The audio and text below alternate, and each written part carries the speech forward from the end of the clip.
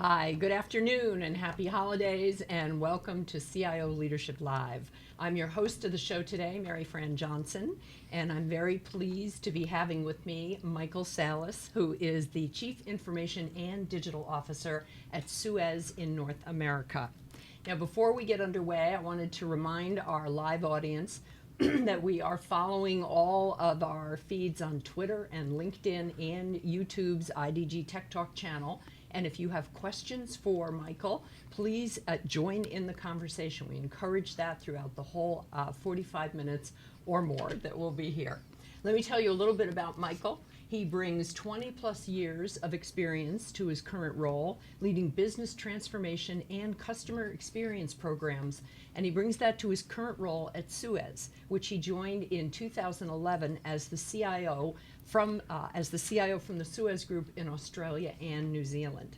In 2016, he came over to the U.S. and became CIO of Suez North America, which is based in New Jersey and operating across all 50 states and Canada.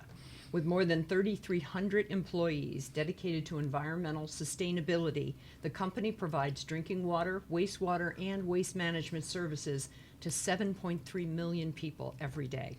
For the last 2 years, Michael and his team have been doing such innovative work. They've earned 2 CIO 100 awards in a row, which is how they have been showing the world the innovative uses they're making of IT for business value.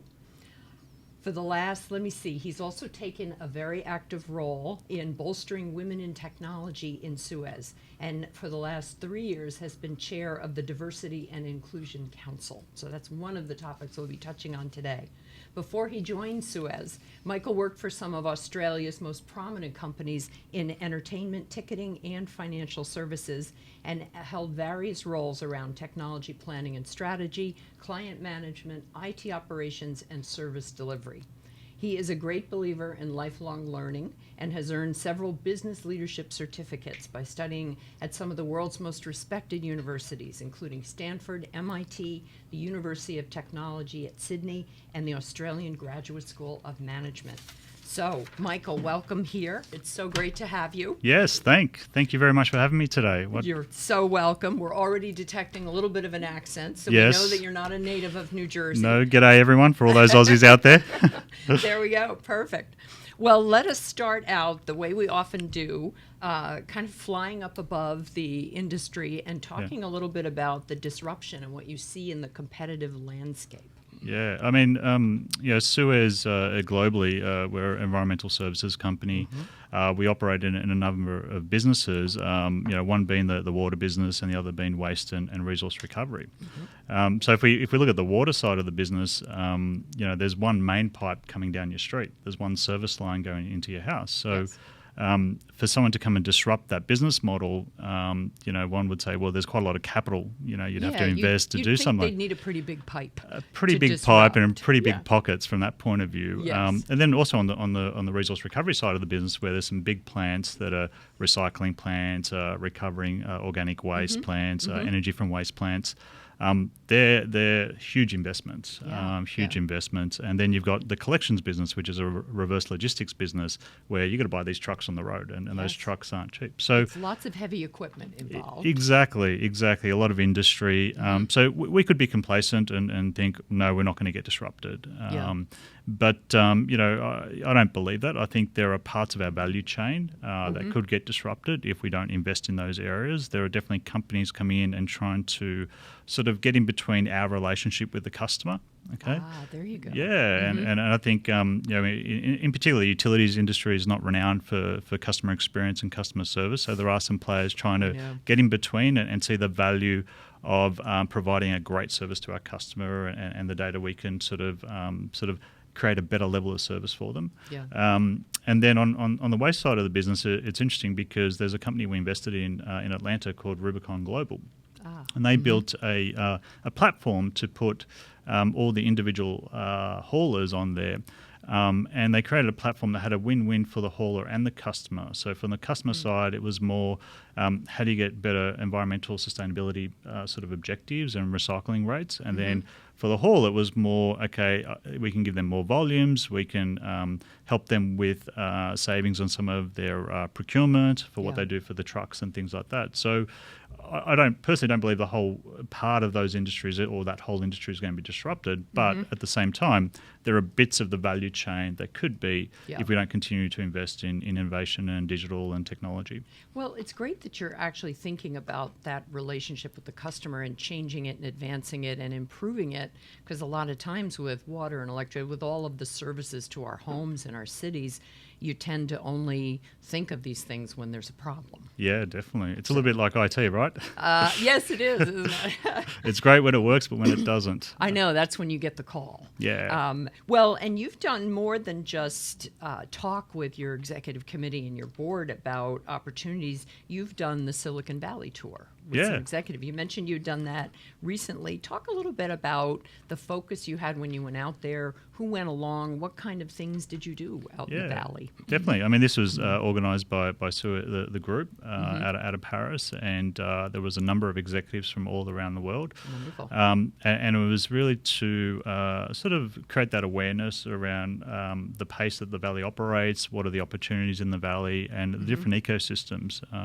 So part of that trip included visiting venture capitalists, you know, and Andreessens and Horwitz. We went there, and they had some startups that pitched to us. Part of it was looking at education. We went to Stanford and the Stanford Research Institute, and then part of it was looking at some of the startups in the valley, both in the water and waste businesses. So it was a great 5 days where there was a lot of conversation. There was conversation around, well, is that company a partner? Is it a disruptor? Is this something we need to invest in? Creating those connections with all the different businesses around the world. And then from an executive point of view, taking it the conversation away from the traditional industrial company to more digital and how we can actually make the most of our digital investments and the data that we have in our different systems. Interesting. Well, you must be seeing a lot of beneficial fallout from that. Yeah, definitely. Just in the level of the questions that get asked now. Yeah. Well, one of the things that you mentioned was you've got a lot going on with your IoT, your Internet of Things platform.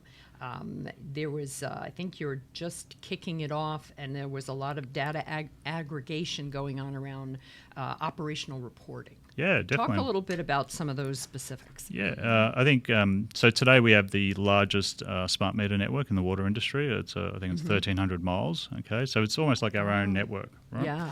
And we have about 55% of our customers that are on smart meters. So we have a lot of IoT today, but a lot of it is sort of segmented systems, one for the smart meter network, one for maybe water quality sensors, some for district silos, essentially. IoT silos, exactly.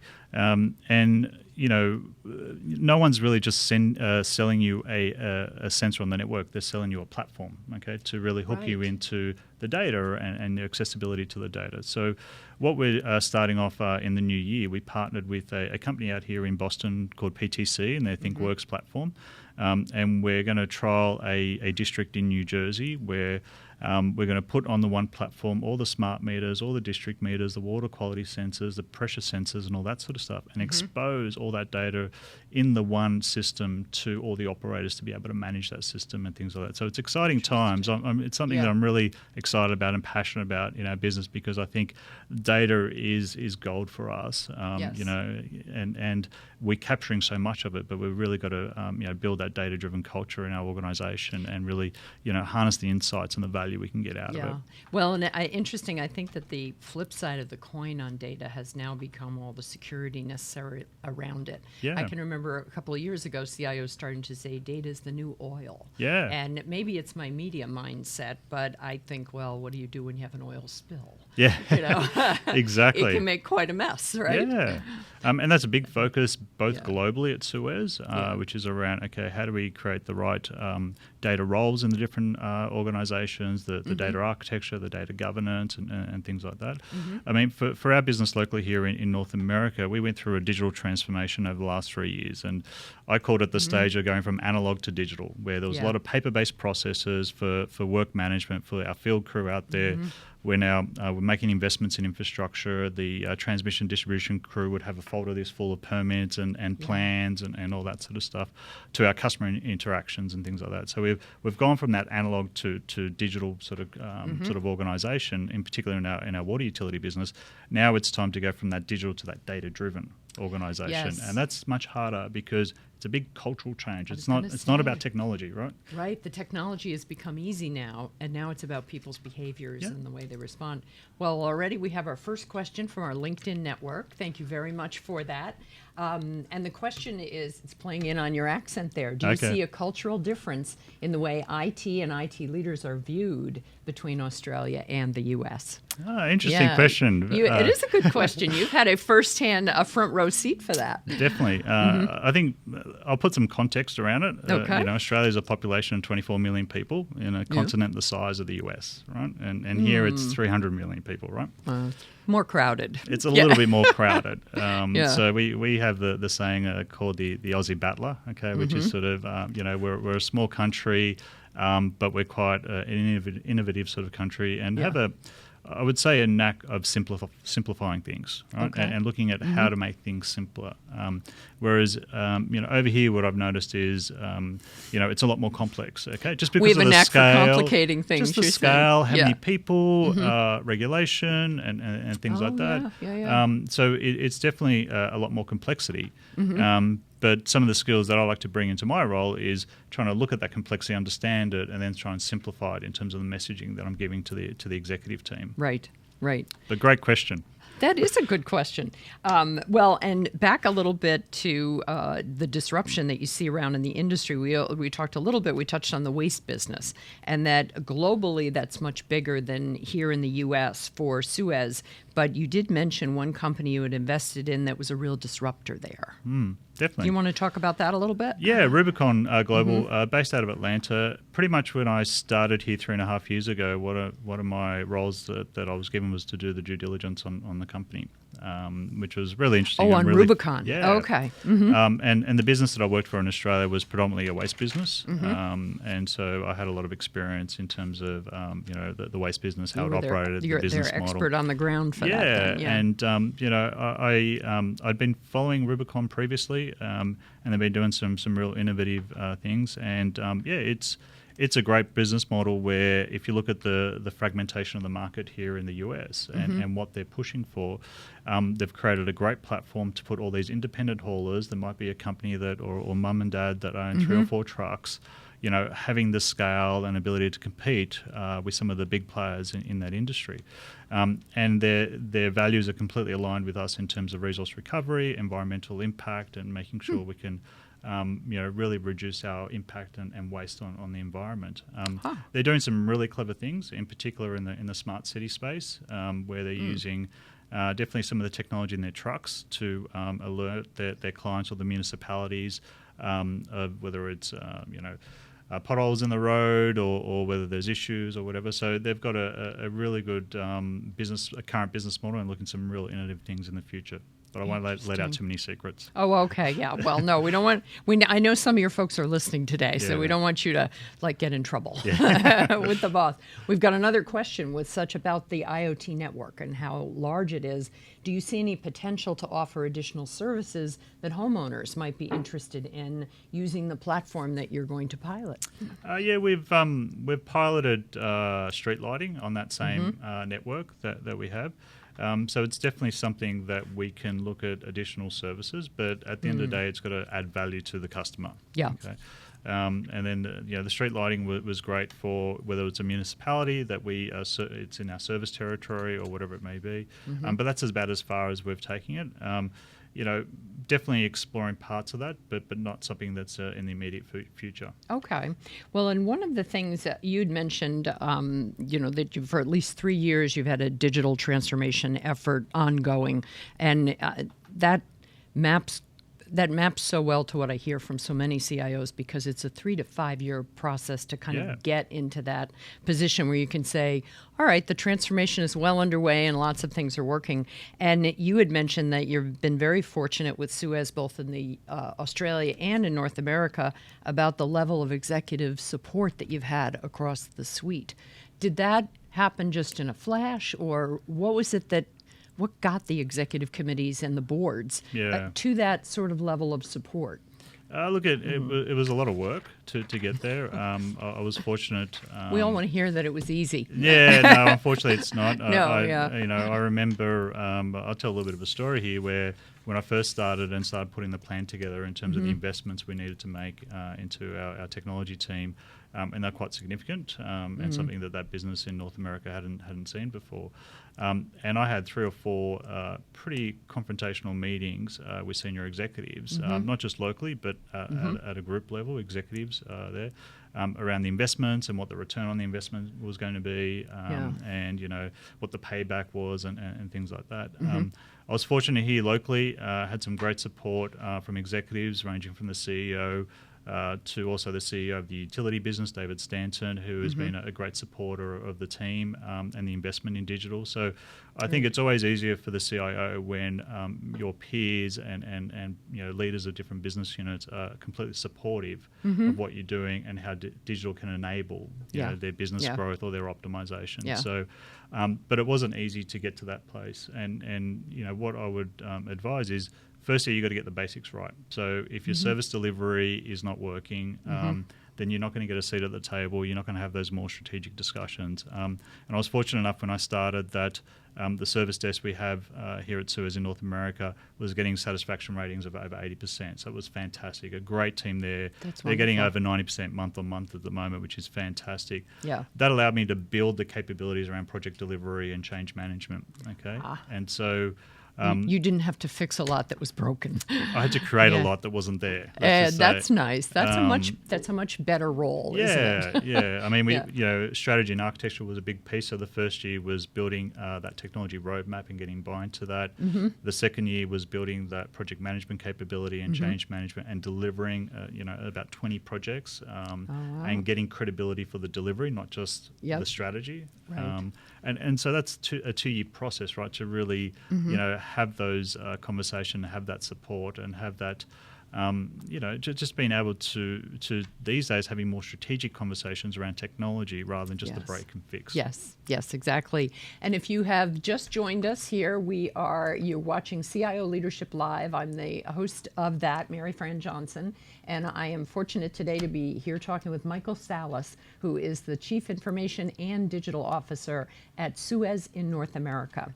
And we do have questions flowing in. I'm starting to feel a real competition from the audience out here, because I got questions I wanted to ask too. But this is a really good one, because we're talking about the CIO role. And the question is wondering whether the next CIO role is a combination of automation and IT. I mean, is it as much part of all of the advanced analytics and those technologies as it is of the foundational kind of technology approaches? Yeah, we talked about this a little bit about it being the orchestra conductor, and I think that question gets to that. I completely agree. I think there is, you need to have those capabilities around technology and enablement and service delivery. There's the piece around understanding the business. Okay, a big part of the CIO role is really understanding the business. I get into the trucks with the field crew and go out for half a day and see how they're using technology. I sit in the call center. I understand the business model and the P&L of those businesses. So I think the CIO, yes, technology is a big part of it, but an almost as big part is understanding the business and how technology can add value to that business. Yes. Well, and that probably plays into, you don't use IT as the IT organization or group anymore internally. You are Business Technology Services. Yeah. And, BTS. Yes. And it was a name I put together for the team in Australia, and then when I came over here, IT it was very much a back office IT team, and we had to transform it. So part of Yeah. it was rebranding to Business Technology Services. And why that name? Business, that's who our customer is. Okay, that's when we can't forget that. Technology, we should be good at defining, delivering, and operating technology solutions, and everything has to be as a service, right? We've got to deliver it delivering as everything as a service. Yes. So that's where BTS sort of comes from, and, Yep. and that's where we like to think of ourselves as a little bit more of an IT plus sort of organisation. We've got change management as a big part of it. We've got customer experience; it's a big part of the team as well. Oh. So it's a little bit more than just your traditional sort of IT towers, let's say. Well, I'm always interested in the change management aspects, because how an IT organization is structured and put together is so different now than it probably was 3 or 4 years ago.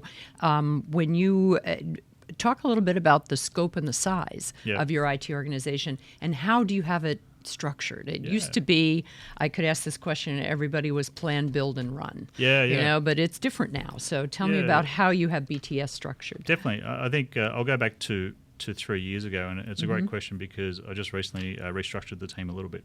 Okay. So let's call this BTS version 1. I'll bring the geek out in me a little bit. Version 2 is the new structure. So it was more your traditional towers. We had strategy and architecture. You had your project management office, your change management office, customer and digital. Then your application management towers, IT operations with the service desk, and then cyber. So that's sort of your traditional, let's say, organization. So where that's changed recently is I'm fortunate that our utility business is going down an agile, has been implementing agile for the last year in terms of their business practices. So they're having daily stand-ups, quarterly goals. They've got squads for different domains in the business and stuff like that. So I needed to change the team, and this is what version 2.0 is, to really align to that and support what that business wants to do. So we created product managers in the customer and digital team that we call the customer experience team now. So we've got a product manager for the online experience, for the call center experience, and for the in-field, people on the ground sort of experience. So that's an organisation we built ready for Agile to deliver incremental improvements in each of those different channels there.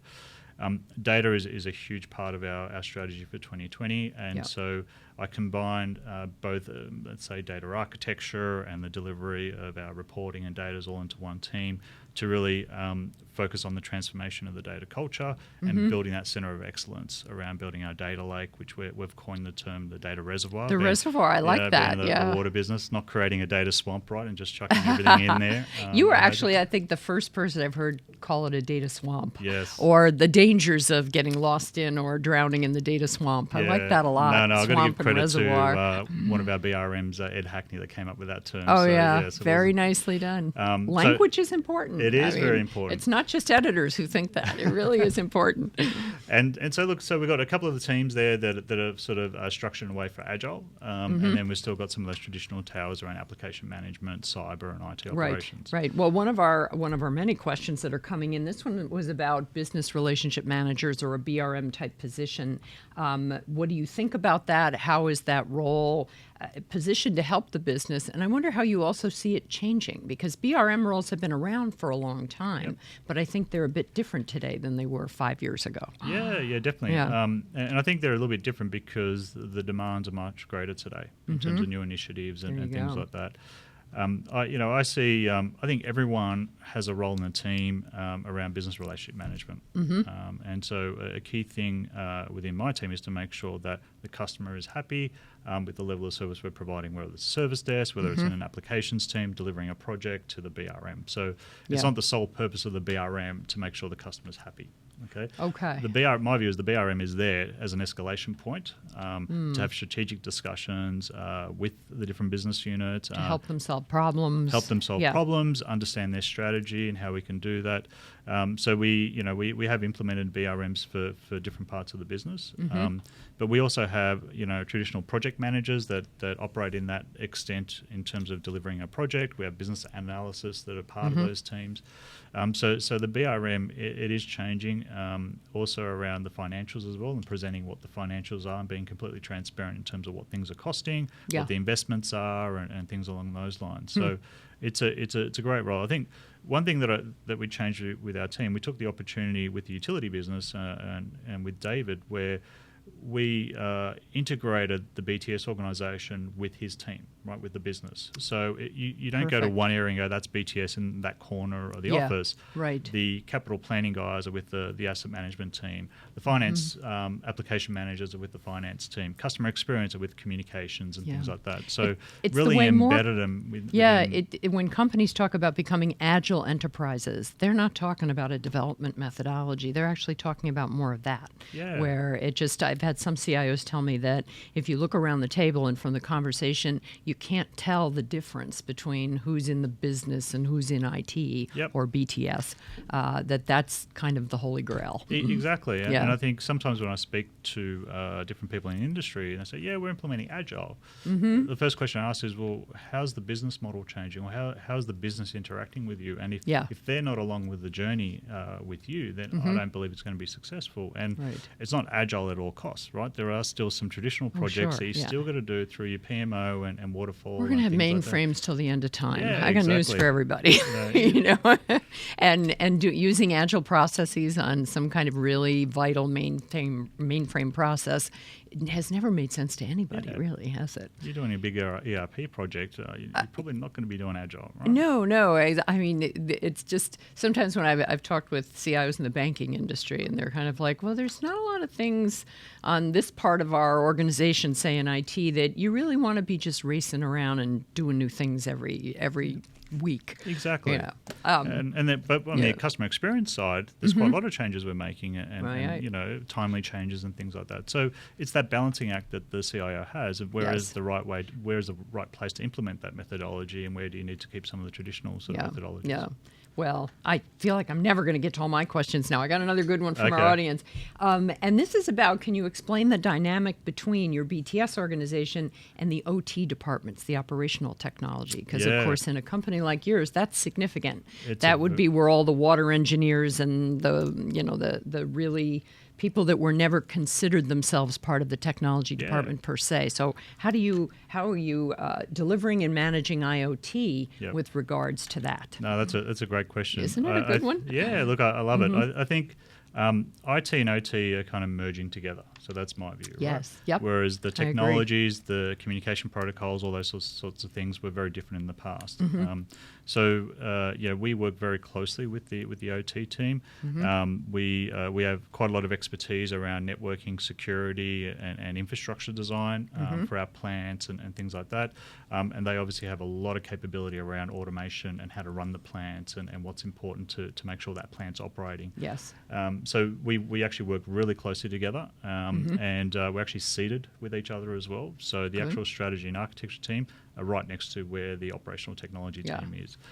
So they're working hand in hand in a lot of these projects, and it's not that's ours or that's yours. It's really working on it hand in hand. And cybersecurity is one of the interesting ones where who is ultimately responsible for that? And I believe in my organisation, it's me. Okay. The buck stops with me. And so I need to make sure that I'm working with the OT team to help secure their platforms, secure the Yes. plans, and take advantage of some of the stuff we've implemented on the corporate side Yeah. that actually makes sense to implement on that side. So we are working very closely with each other. But as there's a different culture between the two, and you've got Sure. to work through that. But I'm really happy with how it's operating today. Well, and on the OT side, and maybe I'm wrong in assuming this, but turning a lot of standardized processes into agile approaches probably is not one of the things that's high on everybody's list. Exactly. So I'd be correct with that. Also, I was thinking whenever there is a really big, terrible data breach, it's almost always the CIO who gets thrown out the door, I've noticed. Usually. Sometimes hand in hand with the CSO, Yeah. but the CIOs do tend to take the brunt of it. So I think it's fair enough. It's smart also to realize that it really does stop with you.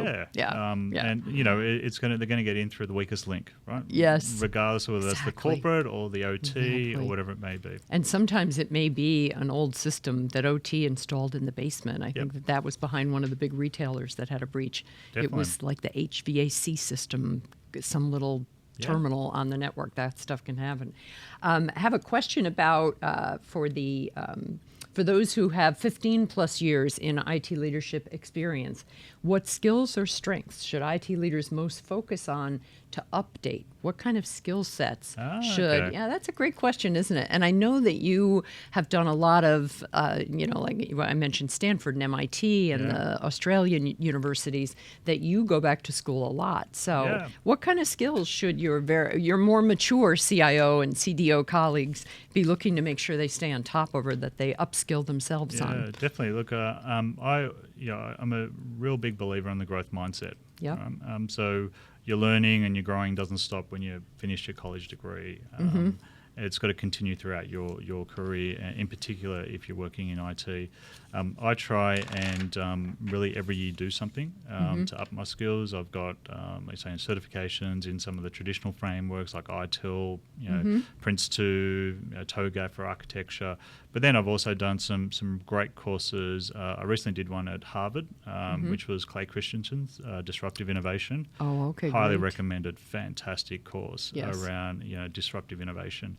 And so for me, it's around developing more some of those soft skills, but also having that inquisitive mindset to think about where is certain technology going that might be able to add value to the business, right? Yeah. And so, I did a Coursera course on machine learning, in my own time. I think it was Andrew Ng's sort of course on there. Yeah. Just because I know it's a huge potential for our business. Yes. And I need to get to understand it a lot more. Yeah. So having that growth mindset and always sort of learning and wanting to learn, I think is instrumental in a CIO role.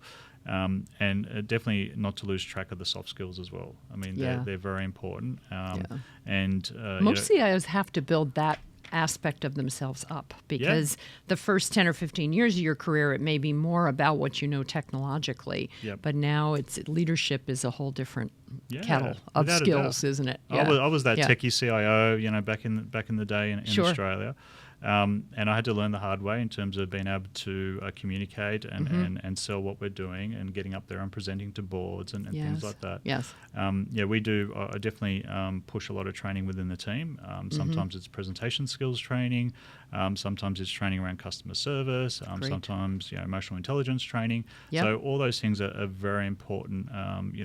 As you get into that CIO role, and more importantly, vendor management. Okay, a big part of our role is managing vendors, and I don't believe it's something you can go, look, that's procurement's job. It's not our job to do.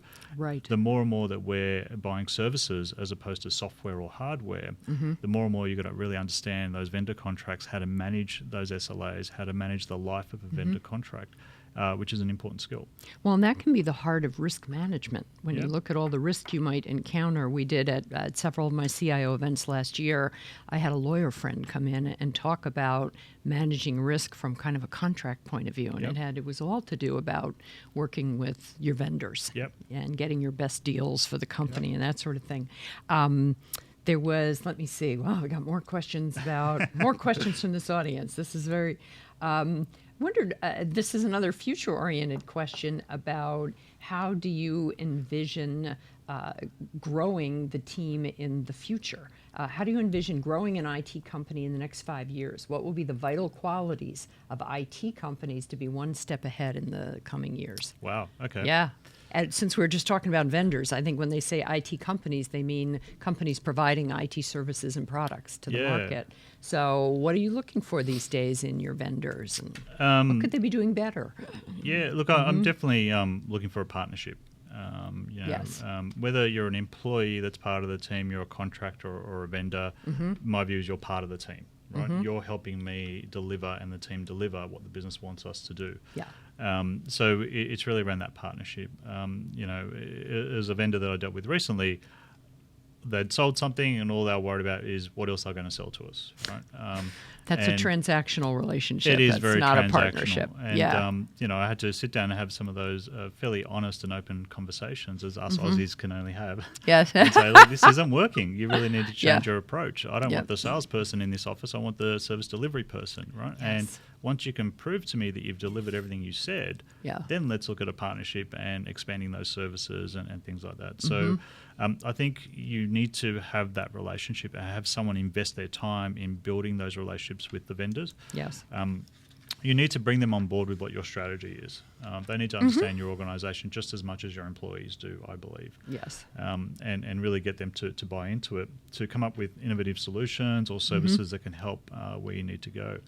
And then there's a piece that may be a little bit missing these days, which is around the data piece in terms of what are they capturing of your data? Is that a competitive advantage to your organization? Is it something that's really valuable?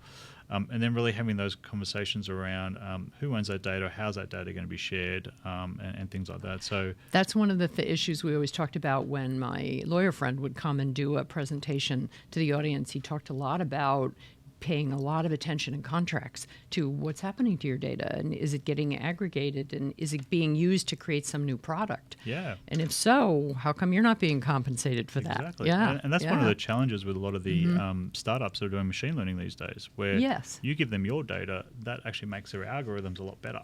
Sure it does. So you might be doing a pilot with them to see if it's valuable, whatever it may be, but you need to make sure in the contract that once the pilot's over, successful or unsuccessful, you need to get that data back and it's off their platform. Yes. Because the more data you put into an algorithm, the more valuable it's going to get, the more they're going to tweak it and things like that. What has been, well, let's talk a little bit about that, about machine learning and AI. Yeah. They're really hot topics right now. They're what cloud was 3 to 5 years ago. Definitely. Everybody is talking about it. They're big buzzwords. And you've been doing so many advanced things with what you're doing right now at Suez. I was surprised that you're in the relatively early stages right now with what you're doing. So talk about your data strategy, how you took a course on machine learning yourself. Yep. So how are you putting that to use? And so kind of lay out for us where that all is. I think there's huge potential in machine learning. I think I saw something on Twitter about a month ago, which was if it's machine learning, it's usually written in Python. If it's AI, it's usually in PowerPoint. Right, so I thought that was hilarious, and I think it's a great point. I think that is a great point. You know, there's a lot of buzz around AI. There's no doubt about that, and there's going to be some time before. I love that, written the expectations. In PowerPoint. Yeah, exactly. Yeah. So machine learning is great. The more and more data that we're collecting, and we talked about IoT earlier, and we're collecting more and more timely data in terms of what's happening on our network. We need to be able to go through all that data and provide value. So there's a number of startups that we've worked with, one in particular where they take our data and look at our pipe replacement program and try and predict where the next main breaks are going to be, so we invest that capital in that area as opposed to somewhere where they don't predict there's going to be a main break for a while. So there's a lot of data that goes into that. It's about the pipe, what material it is, what's the flow, what the temperature's been in that area, all of those sorts of parameters. And then we sort of test that algorithm based on the last 5 years of main breaks that we've had, just to make sure we've got a finite amount of capex that we spend on infrastructure upgrades, making sure we're doing that in the right place. There's machine learning is going to be huge for our business, whether it's around letting customers know about leaks, water leaks, right? Right, yeah. So today... how smart you look, too. If you call up the customer and say, by the way, we think this is coming, here's what you need to do. Exactly. And today it's very rudimentary, which is there's a flow over a couple of days, we'll send you a note and say, hey, we think there's a leak. Whereas I think in the future, it's going to be more around, as we combine with the data we get from our customer experience systems, we can say, well, hey, you've got a pool. It's that time of, it's in the summer period, maybe you're filling up your pool and sending a more targeted message to our customers, say, hey, we noticed there's been constant flow over the last couple of days. You might be filling up your pool, but just wanted to let you know, as opposed to we think you have a leak. Yes, because if you're on vacation in Hawaii and someone else is filling up your pool, different. You might want to know about that too. Exactly. Yes, exactly. Let me see. I wanted to pause for a moment and welcome you if you're just joining us. I'm Mary Fran Johnson. You have tuned into CIO Leadership Live, and I'm talking today with Michael Salas, who is the Chief Information and Digital Officer at Suez in North America. We've been getting lots of great questions from the audience. I would encourage you to keep them coming, but I can't promise we'll get to all of them because I'm trying to ask Michael a few questions myself. But thank you. Please keep sending them in. We just had a great one about, ongoing learning for CIOs and things that you get. There was a more general question around that about how you measure success and what it looks like for your team, for your business technology solutions. Have you changed the way you think about and look at that than you did, say, 3 to 5 years ago? I would say I'm more looking at the business outcome Yeah. as opposed to less did about we uptime. uptime or did we deliver that project on time and on budget. I'm looking more at, okay, did the business accept the change? Did they change their processes and their operating model and really got the benefits? So I believe you need to really be looking at value creation a lot more, but that's very difficult. Okay, it's difficult because usually you'll finish your project and then the value creation is probably not 6 to 12 months afterwards as well, right? So once the system's in place, people are getting used to the processes, and then you can start so seeing. there's the whole you can't just like You know, wipe your hands of it and move on yeah. anymore. But then you'll go back and Yeah. do an analysis, see, okay, how much more efficient are we, or has the customer satisfaction rating gone up, or whatever it may be. But that's always challenging to get some of that data as well. But I think value creation is a big part of what I look at more. For me, I get great satisfaction when the business get up there and talk about what we've delivered on their behalf. Okay, so that's the thing for me. Or the business comes to me and says, you know, this person in your team, I want them to work for me. They are so good. You want your people to get stolen. Exactly. I want to see them develop. I want them to see them grow. That's where I get my satisfaction. I mean, we've changed our from that sort of annual planning cycle to quarterly goals and using John Doerr's OKR sort of methodology around that, which seems to be working well. Okay. So we are very metrics focused in terms of what we're delivering and what some of the metrics are. Right. But like you said, those metrics are changing from availability uptime or whatever to customer satisfaction to value creation, those sorts of things. Yeah. Well, and I know you and your team have been actively involved in customer journey mapping. Yeah, definitely. And that's not something you just sit down and draw a few graphs on a paper. It's complicated, right? Very. Talk about that a little bit. I mean, that's because you mentioned that part of your role is to change the mindset and make people really think in terms of the customers. Yeah. You know? So how have you done that, and how was your group involved?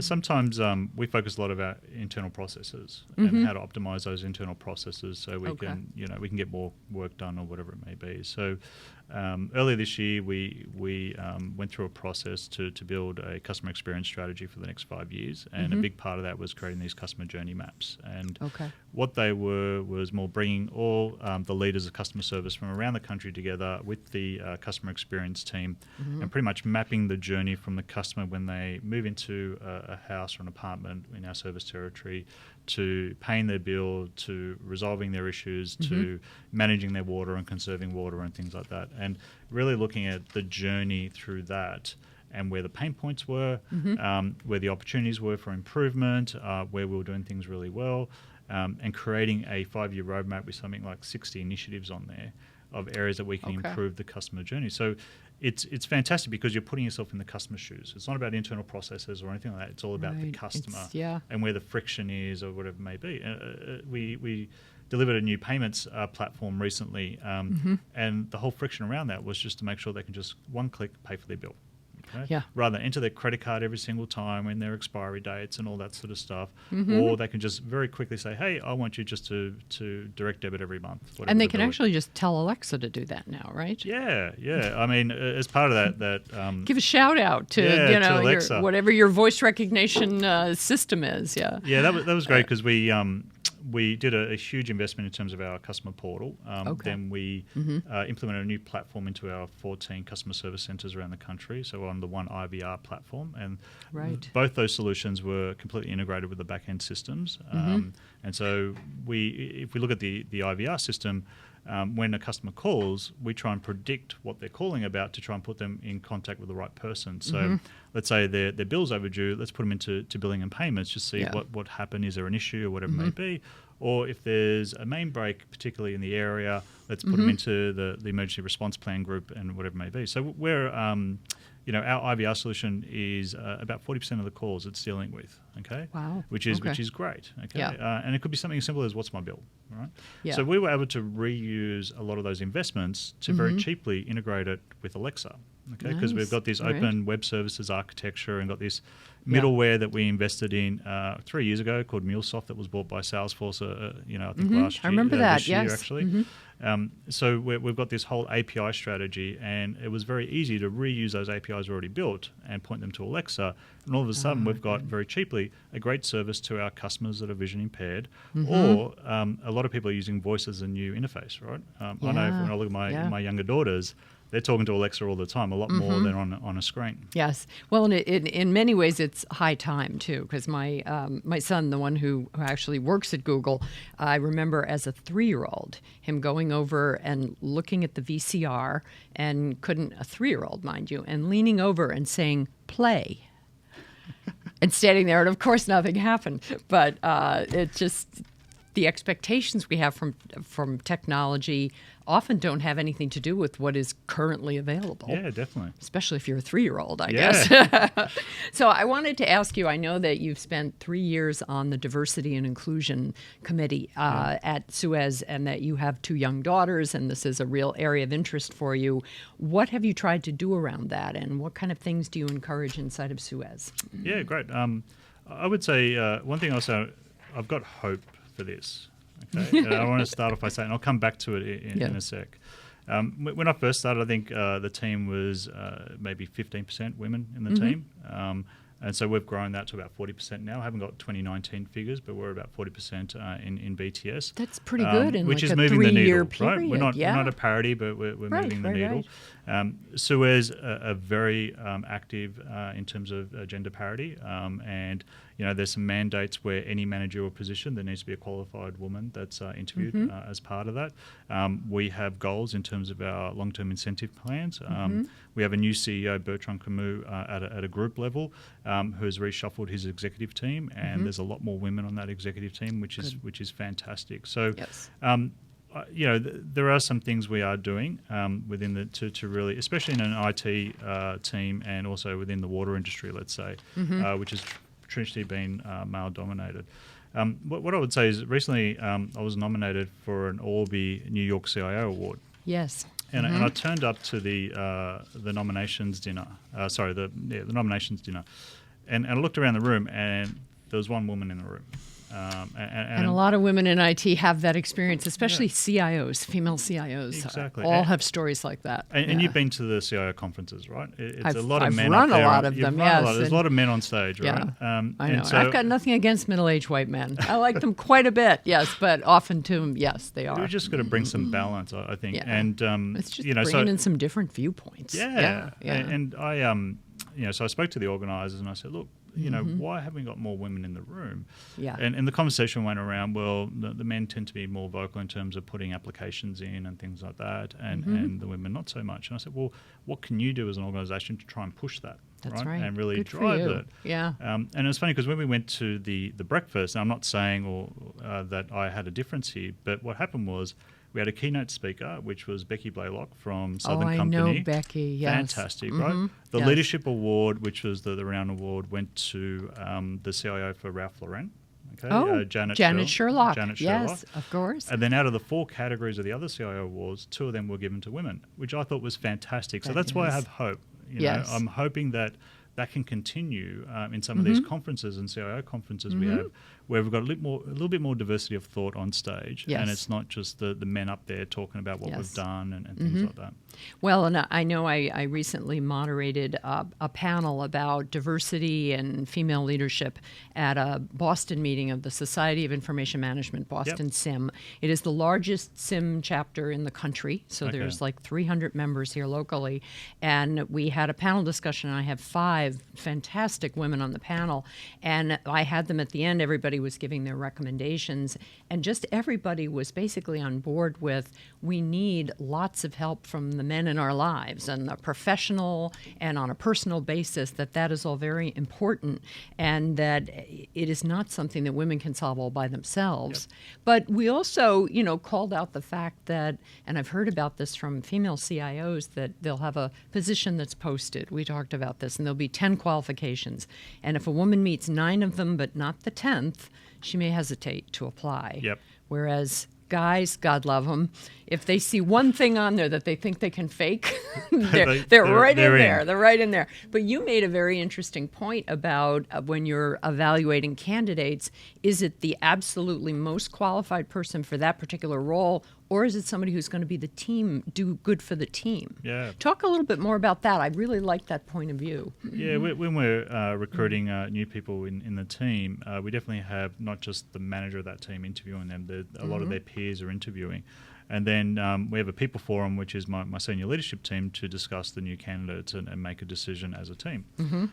Now, a lot of the debate in these forums are around, well, this is the most qualified person, and then on the other side of the debate is that person going to be the right cultural fit, or do you need some balance in the team, right? You can't have all A stars in the team, right? And so there's They'll always be arguing with each other most of the time if Exactly, everybody's an A-star know-it-all. Yeah, Yeah. And as long as they show the ability to learn new things and grow, you know, they don't need to be the absolute most qualified candidate. So we do take a balanced approach from that point of view, and in particular from a diversity point of view as well. There are some roles where you know, I'm pretty hard on the recruitment team we have in Suez and say, look, I want some women resumes. Yeah, okay? that's right. Because we need that balance, and I think that's important. Good. Well, and I really applaud that, because I think the more voices that are speaking up, and it doesn't have to be women, it can be people with different educational backgrounds, it can be different people of color. I mean, when you look around a room and you see mostly reflections of yourself, you got to know that you're not getting all the viewpoints at the table. It's a great way to look at it. Well, I can't believe our time has gone flying by. That's it already. Yeah, it's it Wow. already. I told you it would fly. And I have to, for all the great people that sent questions, and I'm sorry we didn't get to every single one of them, but we're going to, actually, as we go into 2020, we're going to extend our time with Leadership Live to a full hour, which, you know, I applaud. I think that maybe we'll get to more of the questions that way, but I want you to wrap up just with you like a message of hope. I want you to talk about your leadership lessons learned, the things that you think are really basically should give CIOs and CDOs out there the most hope as we go into 2020. Great, thank you. Look, I would say I mentioned earlier around understanding the business. I think that's a key. That business acumen is a key part of it. Yes. We talked about customer service and whether it's your internal customers or whether it's your external customers in the organisation. I'm a big believer of authentic leadership.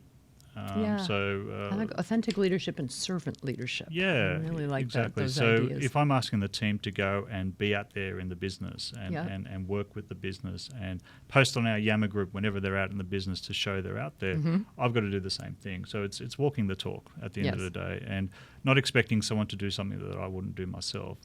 So we have a lot of sort of town hall meetings. We call it, it's usually on a Thursday, so we call it TGIT as opposed to TGIF. Okay. Yeah. So, and you know, we just talk about what's worked well, what hasn't, what the challenges are, and things like that. So kind of like the agile stand-ups. Yeah, that kind of thing. So definitely that's an important part. We talked about the growth mindset. Okay, always learning. Yep. And then you got to, recognition for the team. Okay, that's paramount. Yes. I mean, working for a company like Suez, it is a challenge to find talent. Okay, because we are competing with big tech in Manhattan and Wall Street. Yeah. But we have a purpose in terms of what we do and our impact on the environment. And that's a great mission to have these days. That's a great mission for getting millennial candidates in. Environmental sustainability. You're very serious about that. Yep, exactly. And usually in an interview, I spend the first 20 minutes talking about our company, right? Yeah. And what we're doing and things like that. So I think having that mission and then that recognition and showing the team how they're directly impacting not necessarily the bottom line, but the growth strategy of the business. Yes.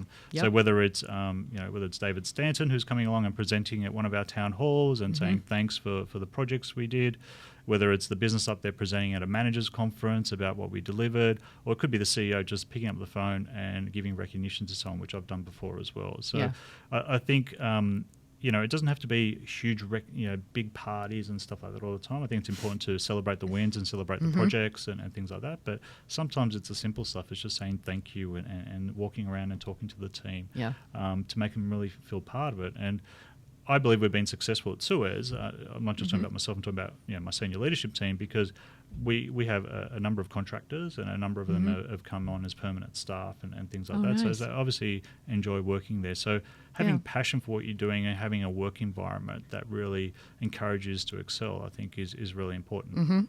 Well, that's a very powerful combination. You've got the mission of environmental sustainability, you've got a leadership team showing appreciation, and you're communicating with the team about the impact that they're having. Exactly. That's a pretty great formula. Yep. So, all right. Thank you so much for joining us here today. Thanks, Mary Fran. It's been great. Yes, it really has. And we appreciate all of our live audience members out there as well. This will be our last show of 2019, but we will be back on Wednesday, January 8th at noon Eastern, when I will be talking with Letty Nettles, who is the Senior Vice President and CIO of Novant Health. And it's another mission-based company out there. And please do join IDG's Tech Talk, our channel on there on YouTube. And we will look forward to seeing you the next time we come back around with the show. And thank you very much for joining us today, and have a wonderful holiday season. Take care. Happy holidays.